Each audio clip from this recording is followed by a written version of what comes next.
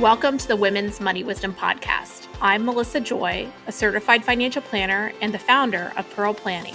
My goal is to help you streamline and organize your finances, navigate big money decisions with confidence, and be strategic in order to grow your wealth. As a woman, you work hard for your money, and I'm here to help you make the most of it. Now, let's get into the show.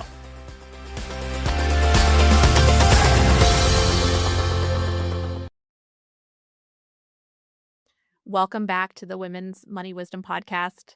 Today, we're going to be talking all about what you need to be thinking about, how to frame conversations with yourself when it comes to retiring in your 50s or 60s, sometimes retiring even earlier than traditional retirement ages. And I'm thrilled to be joined by a friend and fellow financial planning practitioner, Bridget Grimes. Bridget is really a mover and a shaker in the financial planning world, especially as an advocate for women and women financial advisors. She is the founder of Wealth Choice, a financial firm for breadwinner women, and the co-founder of Equita Financial Network, a community of independent, fee-only women-led financial planning firms. And she is also a CFP Board Ambassador, which is a big deal in and of itself. Bridget, welcome to the podcast. Thanks for having me. It's great to be here.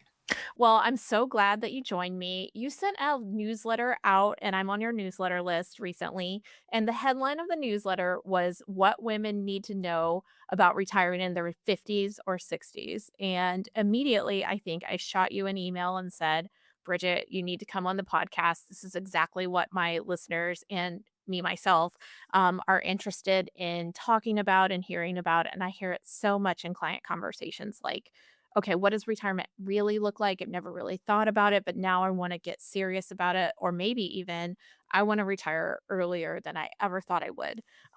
So tell me, why did what brought you to that newsletter? And are you having the same conversations with your friends and clients? Yeah. And thanks for asking. So, and I loved that we tackled that topic because, as you and I talked about before, a lot of our clients of Wealth Choice are really trying to prepare to retire early. So it's different for everybody, right? But this is something that we deal with all the time from a planning perspective. So yeah, we thought, let's share with other folks like what we're doing over here and things for people to consider. Yes. Yep. And for me, and I think maybe the same for you, traditional retirement ages, back in the day, it was like 65, which was Medicare age and full retirement age for Social Security. It's changed a little bit on the Social Security numbers. Now it's like you punch in, go to work till your 60s, and then call it a day. But what are you seeing in terms of like ranges of retirement ages nowadays? Yeah, great question. So our client base tends to be on the younger side, right? They're folks in 30s who are, young. I consider 30s young, but they're, a lot of stock awards. They've managed to get some money up until 50s. Like that's, peak earning years for our women. So we kind of cover the gamut. But what is really interesting is that we notice with a lot of our younger clients that they would love to have the option to stop earning way earlier than older folks, right? So there's a trend we see among our clients. And so everything, that we do as planners starts with, okay, what's your intention? What would you like life to look like, right? And so many of these women are like, you know what, Bridget, I would like to stop work at 50 and I would like to, which is young, right? And that will all pose problems from a planning perspective. But let's say I want to stop work at 50 and I want to just do nonprofit work, which I hear a lot. Or, just do something. Most of our people want to be working, but in some passion thing, right? So something that they don't necessarily need to rely on the income for their lifestyle. So yeah, we spend a lot of time in this space. It looks different for everybody. I've got one client who I've worked with probably about 15 years now, and she is in her 40s, mid 40s. And her goal is at 50, I am retired. So we've been working on this a long time. She's actually had this goal like the whole time. She didn't pivot. And what this has looked like over time has, of course, shifted as she's earned more money and had more ability to save. But she is a super aggressive saver. And everything we've done together over the years is okay, how do we make sure that she's on track to have enough money so that's an option at age 50? She can just walk into the sunset and do something different. I love that, and I think, like, if you're the super saver, there's 2 problems solved, right? You're supersizing your retirement portfolio, whether it's in your retirement, traditional 401ks or IRAs, but also oftentimes, or like advisedly so, if you're planning to retire at 50, in taxable investment accounts as well. But you have a lifestyle that is probably leaner than some of your peers who are earning the same. And both of those are, kind of gold stars when it comes to retirement readiness that not everybody has. I love retirements where you don't have to, significantly downsize your lifestyle once you retire, ideally. In that person, you might be recommending they spend more in retirement than they're used to spending, not less. Yeah, you bring up a good point because our clients tend to make some pretty decent money and they have a nice lifestyle. Hmm. Most of them would like to continue with this lifestyle when they stop earning. So that is a challenge, right? So they've saved a lot of money in a lot of cases. And if they haven't, we're having a conversation because this is probably going to have to be pushed out a little bit. I mean, realistically. But for folks who have saved, they're still living a good life, Melissa. And so our goal as planners is like, okay, so how much is that cost of living going to be in retirement? And are we on track to be able to continue with that? Now, some expenses fall away, but others come in, like healthcare, right? That's a whole minefield. For sure. Yeah, and I also think, like, I love those people who just come in and they're like, "This is what's happening. I've got my vision board, like this age, the day my kid graduates college, we're out of here," whatever the case may be.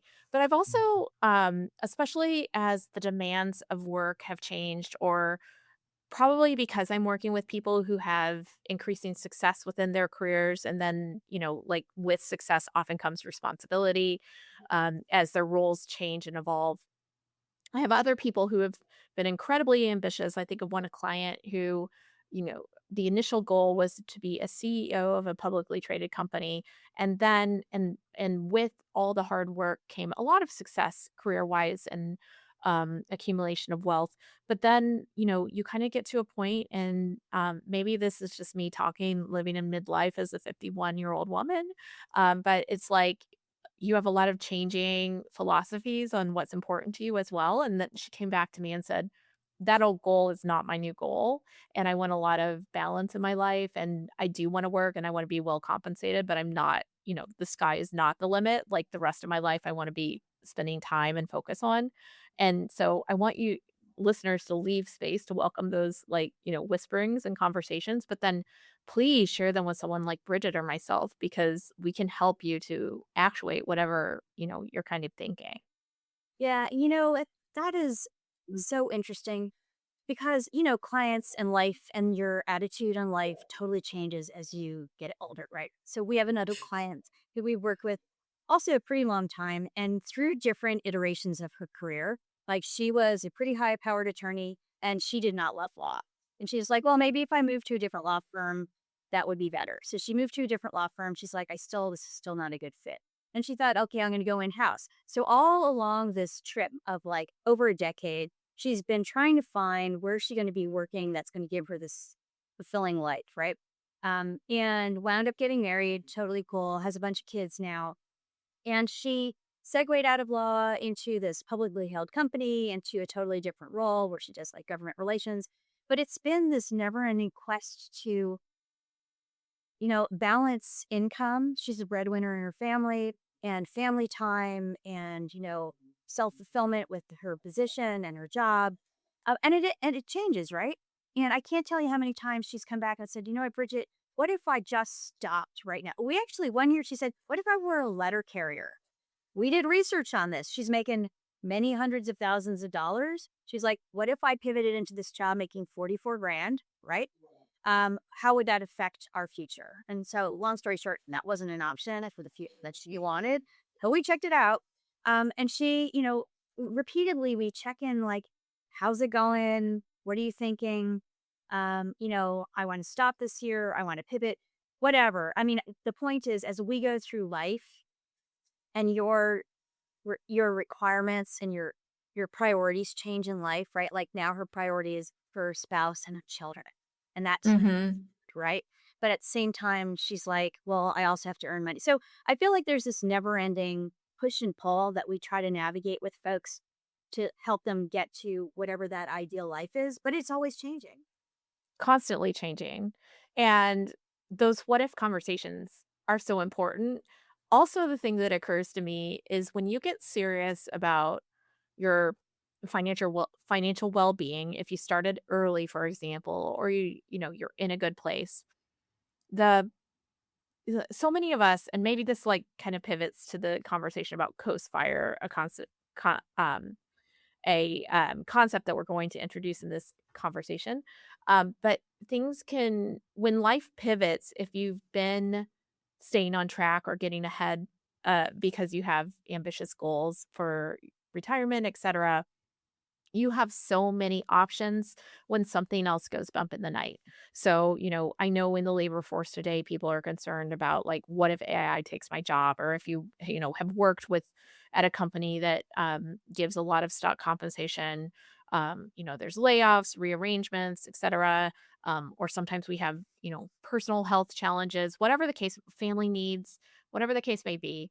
For those who are already, like, planning for that earlier retirement, there are always so many options because you've built in the capacity to have breaks in your work. Um, a lot of times you can work for less or with a different job that has less demands or, things like that, and things would work out just fine because you were honestly ahead of the game. Right. And that woman I just mentioned who's pivoted a couple times, she did a great job of saving money when she was younger.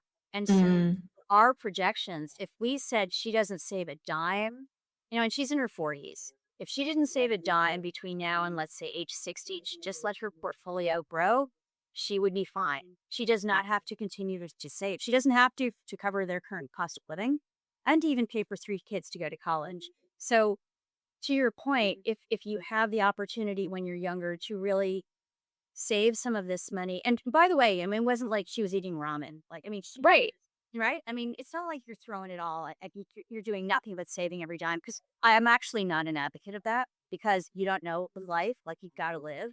It just has to be Absolutely. Don't wait to live your life. no, no, because we see things, and as planners, like we've seen everything, and like don't do that. But there has to be a give and take in smart financial choices. But to your point, for our clients who have made those decisions early on to save, they have so many options, Melissa, right? Like they could truly choose to stop saving way earlier than folks and pivot into a different job or just, go on the beach, whatever.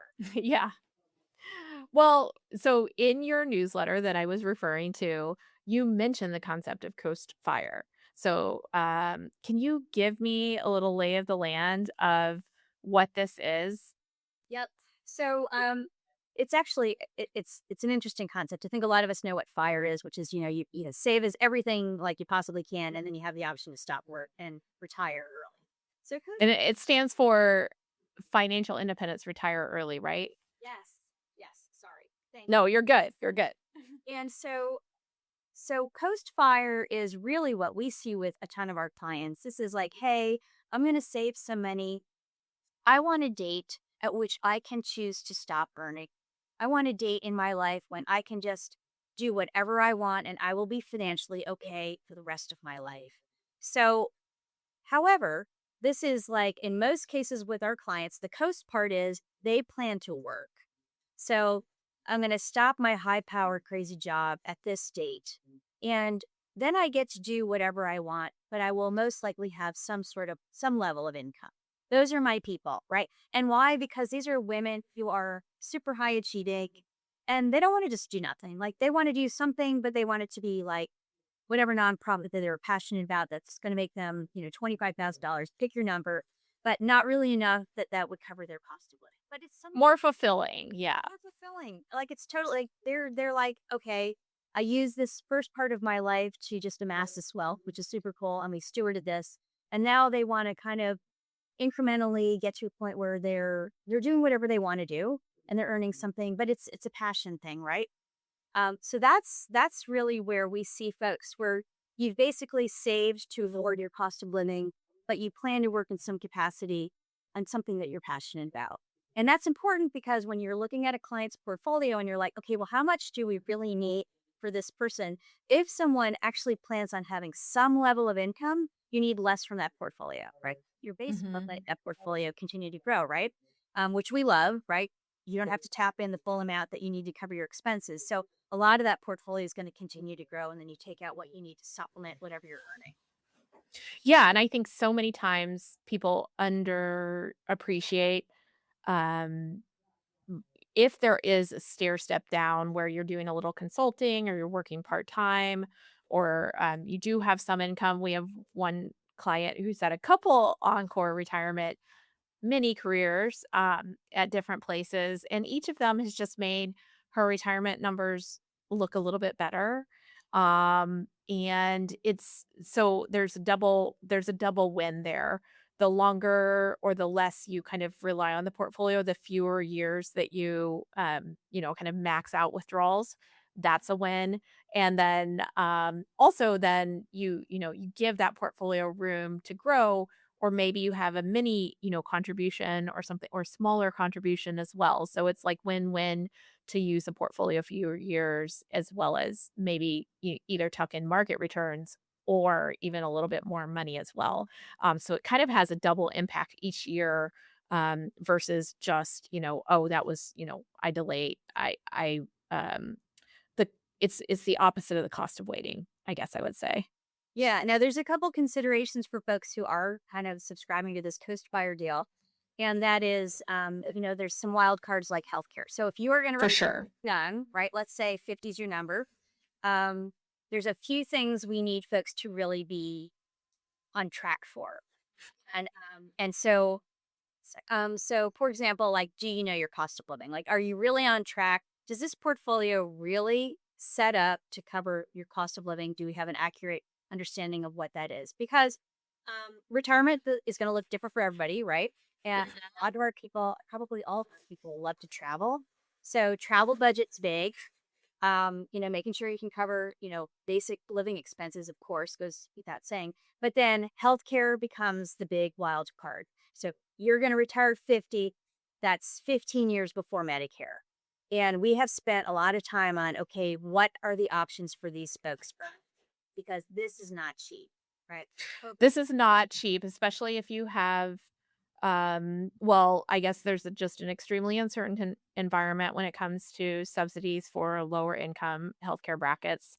They went way down in terms of subsidies, in 20 between 2025 and 2026. They still exist if you're making very little, or if you're reporting taxes on very little, which could be different things. But one of the fallacies, though, I do think people just assume, oh, I can't get health insurance if I'm not employed, which health insurance is out there as long as the Affordable Care Act, kind of still exists.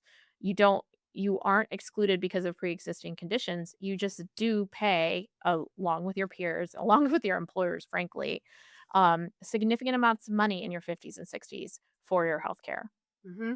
You do. And you need to budget that, right? So You need to plan for it. right? If this is part of the plan is I'm going to stop work before I'm eligible for Medicare, what is the plan and is that in your budget? Right. Right.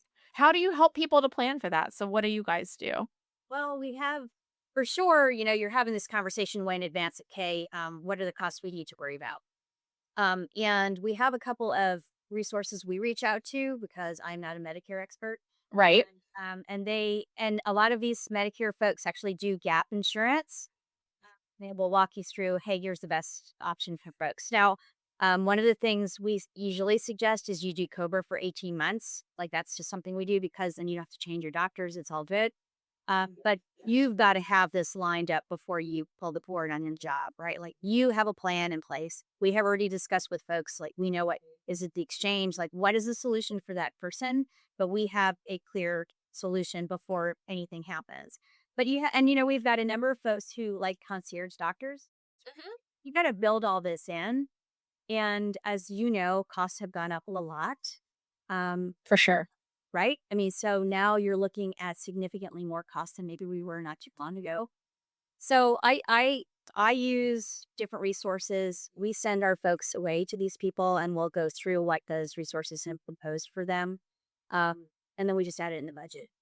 Yeah, we'll do the same. We, subscribe to a service called Move Health and also have, local representatives, but since our clients are all over the country, we have a place that can do health insurance consulting in all 50 states. So we're not the consultant, but we give our clients access with our subscription. And then also I think, like, those of you who have been using an HSA, maybe you're contributing to it, but then you drain it each year with all the costs that come up for oftentimes for, families, pay that out of cash flow, please, and build up that health savings account if you have a higher deductible health plan, so that you can have an additional resource that would be available, there for you in early retirement years where it could be extremely valuable. Yep, we love that HSA because that's just another way for folks to contribute free tax to their future, which is awesome, right? Right. And I love what you said, Bridget, about really dialing in on what you're spending money on and what of those things will be staying. Like maybe you have kind of earmarked your retirement date to around your kids getting out of the house or something like that. But you really need to go through that budget because I don't know if you feel this way, Bridget, but like if you come to me and all of your investments are in retirement accounts only, your 401ks, then I know how much you're spending because I know what your taxes are. It's easy to find that number. You can tell me what you saved last year. We can look at your 1099 for what you're putting away. And there's often a pretty big number that is being spent. Pretty much every dollar that comes into the accounts. For other people, they're sitting on piles of cash, or they do have taxable investments, which sometimes are a little bit more difficult to start implementing because you don't just get like a drop down menu in your 401k account like you do in your retirement accounts. But what types of accounts? Just pivoting as we reemphasize that budget, like do know your budget and do say what's gonna stay or if the house is gonna be paid off. Like, I personally don't think you have to have every liability on your balance sheet paid off before you retire. There's plenty of times where it may make sense, especially if you have a very low interest rate mortgage, to keep that mortgage and do not bundle everything into it because you may need some liquid capital outside of retirement accounts if you're retiring before age 55 or 59 and a half. But if you have age 50 as your target date, what other like, kind of techniques for preparing and specifically investment accounts do you recommend that your clients have? Yeah. So, a couple things there. When we look at a client's portfolio and they're about to stop work, right? And we kind of need to preserve the principal, but we always have to grow it because of inflation, right? We will actually revisit how the money is invested in that. Literally had a client 2 days ago give her notice of retirement to a company. And we've been talking about this for years, but she actually really did it, which is cool. And I said, okay, so look, you're retiring, you're like leaving in July. We're going to change. Let's look at this portfolio, and we're going to change the way the stock and bond mix, the allocation we call it, for her portfolio because it's been a bit aggressive, which was intentional. It was fit for her, but now we need to get it to a different place because now we need to really rely on this. So the first thing we are doing is we call it rebalancing these portfolios back to a little more conservative, a little less aggressive growth, right? Now, you mentioned different account types. So, this client and most of our clients have a variety of types because they're taxed differently, right? Mhm. So, we'll have a trust or an joint or investment account that is subject to capital gains tax. We'll have an IRA or 401ks that are pre-tax accounts. And then we'll have Roth accounts. So, you got three different types of accounts that are taxed differently. And I think you're probably going this direction with this question, but we are huge proponents of the Roth conversions.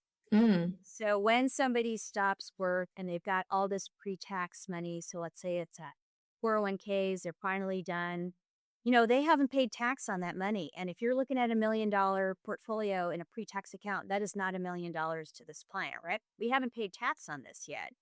So we'll look to see, okay, what's your income level? Depending on where their income's coming from. and what's your tax bracket? And then we'll set off with a proposal to basically incrementally pay tax on all that pre-tax account money and turn it into Roth. So we use different platforms for that, different software that helps us to come up with that strategy for folks. So why do we do this? We do it because we know, especially for our young clients, young retiring clients, over the course of their life, they will have saved so much money in taxes by having converted this pre-tax money to Roth money that they wind up lowering their average taxes paid significantly. That's Mhm. money that they now can use as income, right? So the way we look at it is these different buckets of accounts provide different opportunity for the clients. We just have to sit down and look and see, okay, well, what do you have? And then start attack. What's our strategy now? Now that you're not earning as much as you were, what are we going to do next? So the portfolio is a big part, right? You got to this place, you saved the money, but now what happens in like phase two of our life when we now turn the spigot on potentially for that portfolio? I love that. I do strongly encourage people when they're thinking of Roth conversions to think about it carefully. One of my colleagues got a call from a family member recently who was like, "I don't want to pay taxes in my 60s and 70s. We should convert the Roths this year or convert my 401k this year." And it's like, okay, you're at peak earning years. Is not a one and done type of thing because that could really actually backfire and blow up the taxes. So it needs to be handled in a, kind of a thoughtful way. And it often is a multi-year strategy. And then I also, think that you buy a lot of optionality, flexibility if you have funded Roths in the past and or have been saving in taxable accounts. There's ways to get at least your contributions into Roths before age 59 and a half. And your taxable accounts are much easier to access at lower rates in many cases. Not all, but most. And then also be aware, there's different rules for 401ks versus IRAs in terms of if you're retired from your last job at 55, for example, in many cases, you can access your 401k funds without a penalty, which is not the case if you piled everything into an IRA. So you need to be thinking about that as well. Yeah, and so this is like as you're talking about this, like there's a lot of minefields here, right? Is a True. client of ours who gave notice, 2 days ago about her retirement. When we put her her 401ks and her IRAs in our system, it is a 10-year process that we will be taking to convert that money to Roth, right? Very intentional. There's a few things we're looking at: tax brackets, income. And so this is not like, to your point, you don't want to do one and done because you're going to wind up with crazy taxes. So there has to be a strategy to that. And also, like you said, for folks who are working now, there's a great way to, let's say you can contribute 8,000 to your IRA and immediately convert it to Roth without, Yes. we can be doing that incrementally while folks are still working because it's different than this Roth conversion we're talking about. It's just a very incremental um, conversion, if you will, to Roth, right? But to build up that tax-free bucket, which is awesome. Well, and I also find then there's that preparation question, which is how are where are you gonna find purpose? What are you gonna do with your days? Have any of your friends retired? Like, are they gonna be ready to go on the round the world trips that you're ready to go on? So will there be loneliness and how do you, kind of build up that part of your life? I think some people who've really some people just like slip right into living their best life. But for others, it is a significant transition both financially as well as social emotionally that you need to also be preparing for, thinking about, perhaps coached Yeah. about. Coaching for sure. So back to this same woman, part of why she hasn't retired sooner is because she said, Bridget, all I know is work. And I just said, that is not a good answer, right? Like, I hear you, but, you know, let's spend time on what gives you joy, right? You've got a son, you've got a husband, you've got a life. But I think that that is really where coaching comes in. To give yourself permission, Melissa, to finally say, well, what would I really find fulfilling if I could choose anything? a lot of these folks have not given themselves the permission to even have that conversation. Right. Because you're just like in it, right? You're in it, you're working, you're getting it done. And some people haven't given themselves this anything outside of life, this outside of work rather. And I think that that's where sometimes it's really helped. We have brought coaches in at Wealth Choice. We do a lot of webinars because our client base is virtual. It's all over the country, and we've brought in different folks just to try to encourage clients to think through what would they like this to be. And it's Mhm. harder than it sounds, right? For so many of us, and we know work. Like I got work down, but what would you truly do that's fulfilling and to help people get to that point, right? Like what is your ideal life? Like if you could really do this and you can do this, but we have to help them think about that, right? Yeah, I know I thrive with structure, so it will take work when I get to the point of retirement. Um, so, that definitely is something where you can't just assume you you slide right in. No. One of the interesting conversations I had with a prospective client recently, they were working with a financial advisor that their parents worked with, very successful careers in their 40s. And they said their advisor doesn't have clients that retire early. And really, most of their clients are in retirement themselves. It's an older advisor. And so they didn't feel like they were getting the advice that they would need to be prepared to retire early, which is just such a foreign concept to me. I think because of the stage of life I am in and the clients that I work with. But it was an aha for me too, because I do think in so many cases, investment managers as financial advisors are really just thinking about the accounts and not the bigger picture. I don't want to not throwing anyone under the bus, but it sometimes financial advice in later years is more two-dimensional. Tell me where to send the check and how much money you need.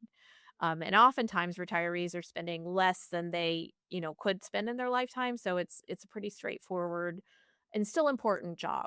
But hopefully our listeners are hearing from our conversation that there are alternatives that they feel like they're in that, advice realm where the accounts are being tended to, but they're not getting the right strategic advice to be prepared for the retirement choices that they intend to make.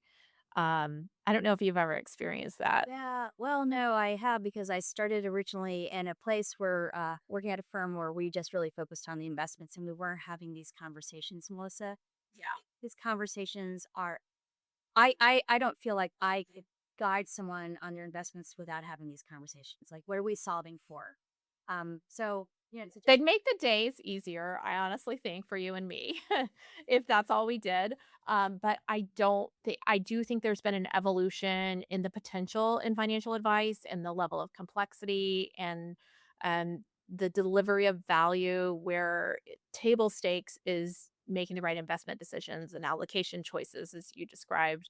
But there is so much more out there that is an opportunity set for if find the right advisor to work with. So I just encourage people to seek it. Yeah, for sure. So, for example, we have a client who, breadwinner woman, right, married, and in September, her husband retired. And he's a couple of years older than her, but not that much. And her goal has always been to work till 70. Now she's 58. So when we had dinner the other night, she said, I have to tell you something. Paul is having a great time in retirement. Yeah.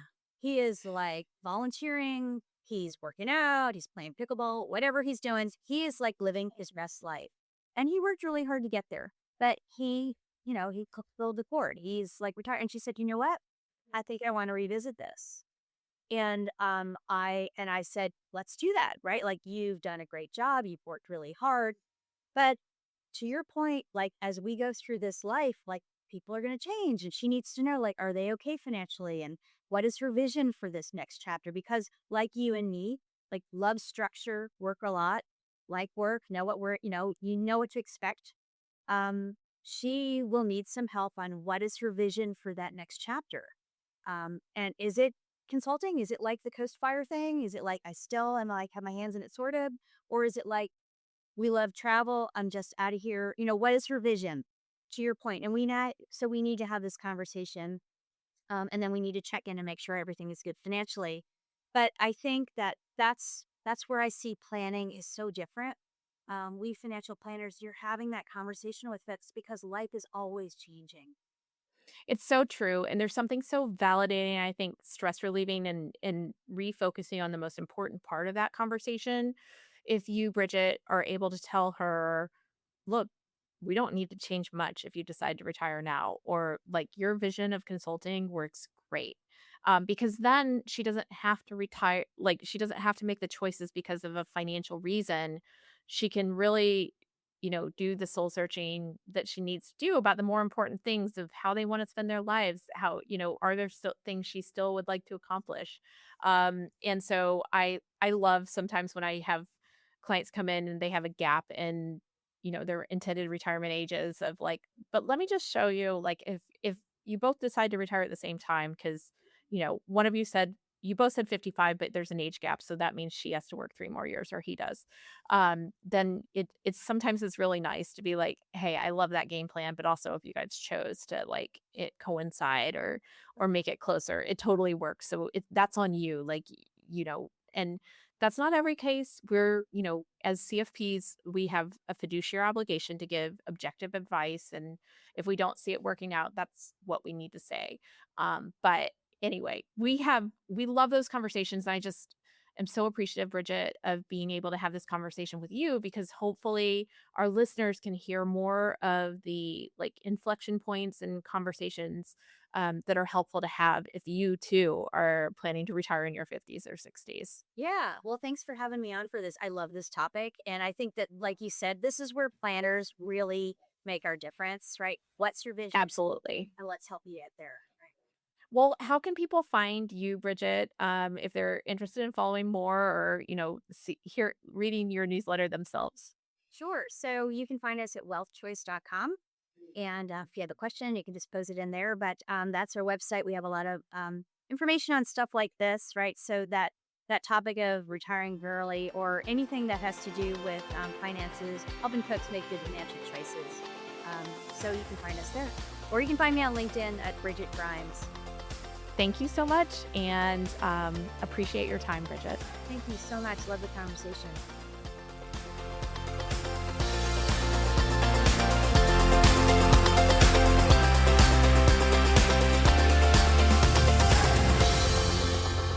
Thank you for listening to the Women's Money Wisdom podcast. If you found value in this episode, the best way that you can support the podcast is to forward an episode to a friend or leave a review. Go to proplan.com and the podcast link to get all the resources and links mentioned. This presentation by Pearl Planning is intended for general information purposes only. No portion of this presentation serves as a receipt of or a substitute for personal investment advice from Pearl Planning or any other investment professional of your choosing.